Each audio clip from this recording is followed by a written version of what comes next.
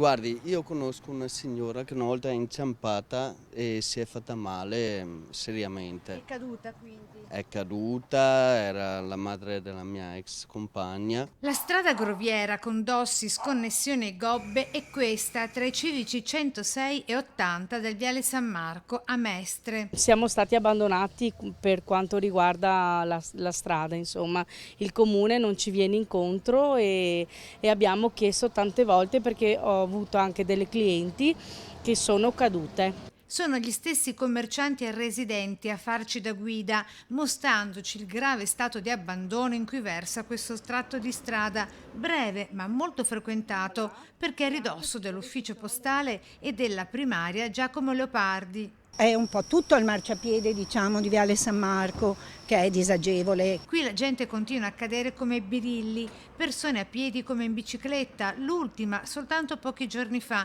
una bimba in bici di appena 5 anni. Situazione che commercianti e residenti denunciano da tempo all'amministrazione comunale che ad oggi però non ha dato alcuna risposta, rimanendo silente. Ma il problema riguarda pure le auto parcheggiate sulle strisce blu, quindi a pagamento, proprio vicino all'ufficio postale. Qui si rischiano anche le sospensioni delle vetture, ci dicono i residenti, con marciapiedi e aree di sosta che sembrano rosicchiati e scavati dai topi. Per esempio, a parte qui che anche per i parcheggi e altro è veramente vergognoso perché è pericoloso. Qualcuno si è lamentato, sì, diverse persone, perché sono tanti posti, sono dei buchi nelle strade, poi non è proprio il marciapiede, è proprio il massimo, non è tanto curato. E poi associato c'è il non trascurabile problema del verde pubblico.